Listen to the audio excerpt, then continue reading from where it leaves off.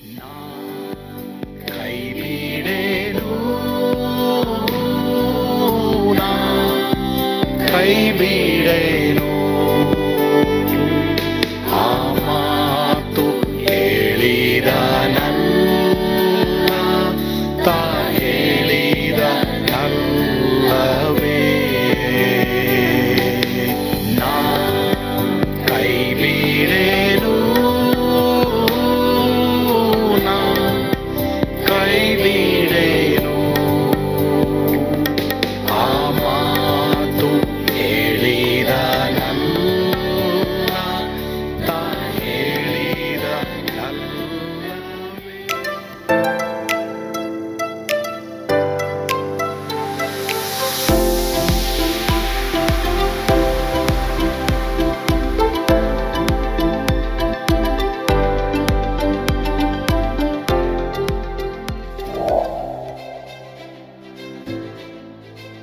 ಕರ್ನಾಟಕಕ್ಕಾಗಿ 3 ದಿನದ ಉಪವಾಸ ಪ್ರಾರ್ಥನೆ. ಹಲವಾರು ಜಿಲ್ಲೆಗಳು ಲೆಕ್ಕಿರಿ.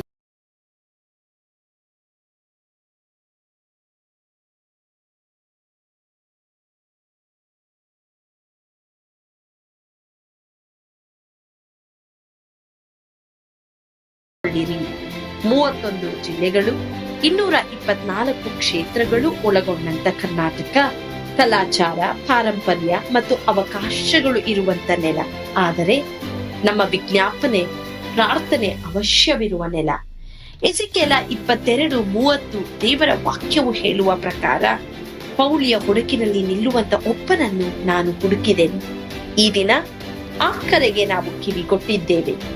ಏಪ್ರಿಲ್ 14, 15, 16ರಂದು ಹೃದಯಪೂರ್ವಕ ಪ್ರಾರ್ಥನೆಗಳು, ಆರಾಧನೆಗಳು, ದೇವರ ವಾಕ್ಯದಲ್ಲಿ ಬೇರೂರಿರುವ ಬಲವಾದ ದೇವರ ಸಂದೇಶಗಳ ಮೂಲಕ ಯೇಸುವಿನ ಪ್ರೀತಿಯಿಂದ ಕರ್ನಾಟಕ ಬದಲಾಗುವುದನ್ನು ಕಾಣೋಣ.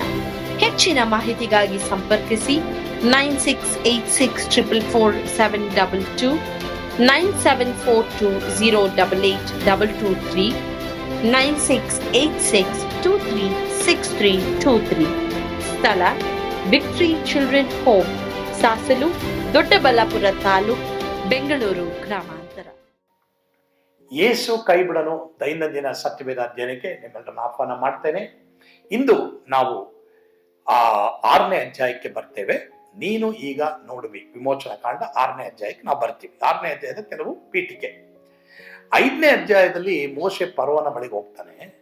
ಮೋಶೆ ನೆನೆಸಿದ್ದ ದೇವರು ಫರೋಹನ ಕೈಯಿಂದ ಇಸ್ರಾಯೇಲರನ್ನ ಬೇಗನೆ ಬಿಡುಗಡೆ ಮಾಡ್ತಾರೆ ಎಂಬುದಾಗಿ. ಆದರೆ ನಡೆದಿದ್ದೇ ಎಲ್ಲ ತದ್ವಿರುದ್ಧವಾಗಿದೆ. ಕೆಲವೇಳೆ ನಮ್ಮ ಜೀವಿತದಲ್ಲೂ ದೇವ್ರ ಚಿತ್ತವನ್ನು ನೆರವೇರಿಸುವಾಗ ನಮಗೆಲ್ಲ ತದ್ವಿರುದ್ಧವಾಗಿ ಇರ್ತದೆ, ಮತ್ತೆ ನಮಗೆಲ್ಲ ಕಷ್ಟ ಹಾಗೆ ಆಗುತ್ತೆ. ಆಗ ನಾವು ದೇವರ ಕರೆಯ ಕುರಿತು ದೇವರ ಮೇಲೆ ತಪ್ಪು ಹೊರಿಸಬೇಕಾಗುತ್ತದೆ. ದೇವರೇ, ನಿಜವಾಗ್ಲೂ ಇದನ್ನು ಮಾಡುವುದಕ್ಕೆ ನನ್ನನ್ನು ಕರೆದಿದೆಯಾ ಇಲ್ವಾ ಎಂಬಂತ ಒಂದು ಪ್ರಶ್ನೆ ಮಾಡಬೇಕು ಅನ್ನೋದೇ ಸೈತಾನ ಒಂದು ಉದ್ದೇಶ. ನಾವು ಅನೇಕ ವೇಳೆ ದೇವರಿಗಾಗಿ ಸೇವೆ ಮಾಡುವುದಕ್ಕೆ ನಿರ್ಧರಿಸಿದಾಗ ಸೈತಾನ್ ನಮಗೆ ಸವಾಲುಗಳು ತರ್ತಾನೆ. ಯಾವುದೇ ಒಂದು ಸೇವೆ ಆರಂಭದಲ್ಲಿ ನಾವು ಈ ಕಾರ್ಯಗಳನ್ನ ಮಾಡುವಾಗ ಸೈತಾನನು ನಮ್ಮನ್ನು ನಿರಾಶೆಗೊಳಿಸುವುದಕ್ಕೆ, ಸೇವೆ ನಿಲ್ಲಿಸುವುದಕ್ಕೆ ಈ ರೀತಿ ಪ್ರಯತ್ನ ಮಾಡ್ತಾನೆ.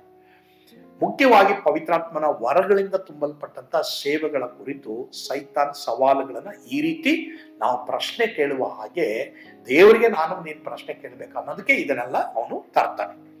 ಹೀಗಾಗಿ ಮೋಶೆ ಮತ್ತೆ ಆರೋನರು ಇಲ್ಲಿ ಪ್ರಶ್ನೆ ಕೇಳಿದ್ರಿಂದ, ಎಲ್ಲ ತದ್ವಿರುದ್ಧವಾಗಿ ನಡೀತಾ ಇದರಿಂದ, ದೇವರೇ ಯಾಕೆ ಇದನ್ನ ನೀನು ಮಾಡದೆ, ಇದನ್ನ ಯಾಕೆ ನಮ್ಗೆ ಮಾಡಕ್ ಹೇಳಿದೆ ಎಂಬುದಾಗಿ ಅದು 5ನೇ ಅಧ್ಯಾಯದಲ್ಲಿ. ಆದ್ರೆ 6ನೇ ಅಧ್ಯಾಯದ ಹಿನ್ನೆಲೆ ನಾವು ನೋಡುವಾಗ ಮೋಶೆ ಪ್ರಶ್ನೆಗಳಿಗೆ ಈಗ ದೇವರು ಉತ್ತರ ಕೊಡೋದನ್ನ ನಾವು ನೋಡ್ತೇವೆ. ಪ್ರಿಯರೇ, ನಿಮ್ಮ ಪ್ರಶ್ನೆಗಳಿಗೆ ಖಂಡಿತವಾಗಿ ದೇವರು ಉತ್ತರ ಇಟ್ಟಿದ್ದಾರೆ.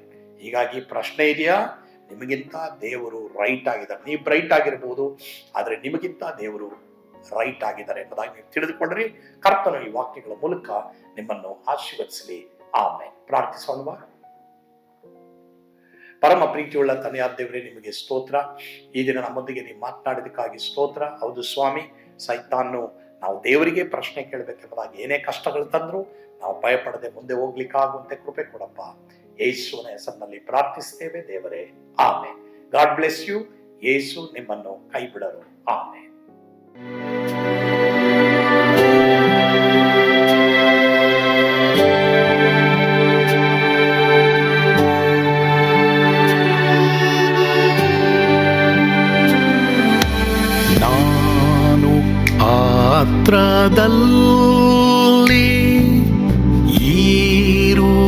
ಇರುವಾಗಲೂ ನೀನು ಪಾಯಪಟ್ಟು ಓಡಬಾರದು. ನನ್ನ ಮಾತನಂಬಿ ಸ್ಥಿರವಾಗಿರು.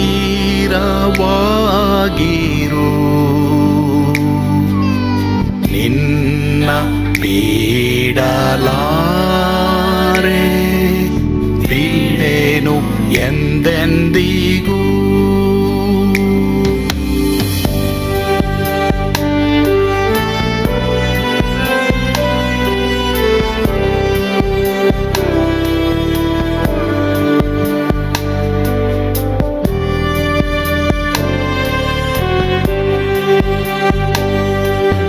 ನಾ ಕೈ ಬಿಡೆನು, ಕೈ ಬಿಡೆನು. ಆ ಮಾತು ಹೇಳಿದನಲ್ಲ, ತಾ ಹೇಳಿದನಲ್ಲವೇ.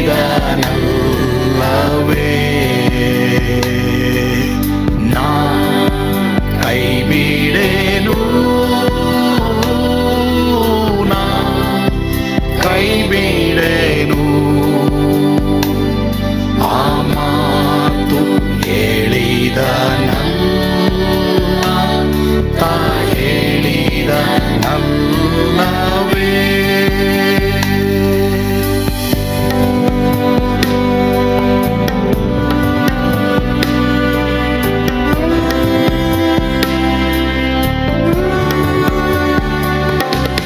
ಸುತ್ತಲೂ ಹೂಗಳು ಬಾಡಿ ಹೋದರು, ಮೇಲೆ ಸ್ವರ್ಗದೋಳು ಬಾದಲಾಗದು.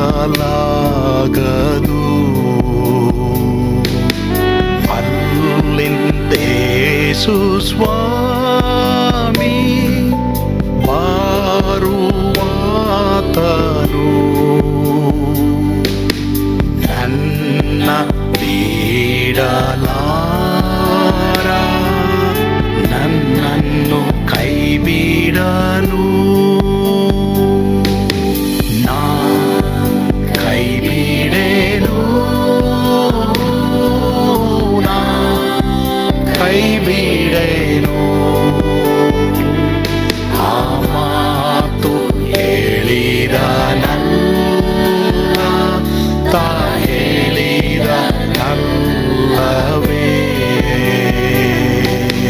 ನಾ ಕೈ ಬಿಡೆನು, ನಾ ಕೈ ಬಿಡೆನು. ಆ ಮಾತು ಹೇಳಿದನಲ್ಲ, ತಾ ಹೇಳಿದನಲ್ಲವೇ.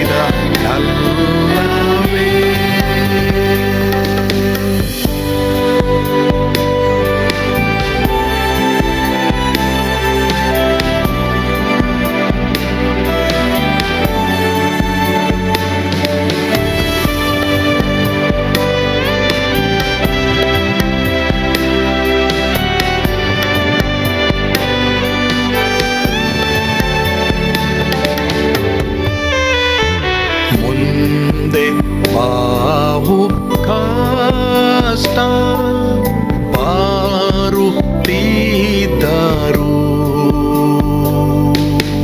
ಬಾಯ ಪಾಡಲಾರೆ, ಸ್ವಾಮಿ ಇದ್ದಾನೆ. ಬಾಲವಾಗಿ ನಿಂತು ಹರ್ಷಗೊಳ್ಳುವೆ. ಸ್ವಾಮಿ ಬಿಡಲಾರ, ಸ್ವಾಮಿ ನನ್ನ ಕೈ ಬಿಡನು. ನಾ ಕೈ ಬಿಡೆನು, ನಾ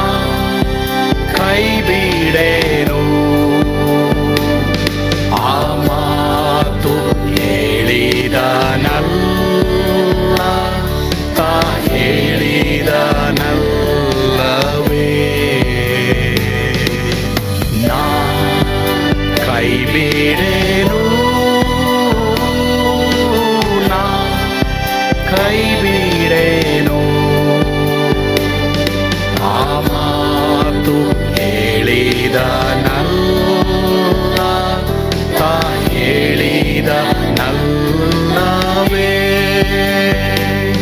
ತಾ ಹೇಳಿದ ನಲ್ಲವೇ.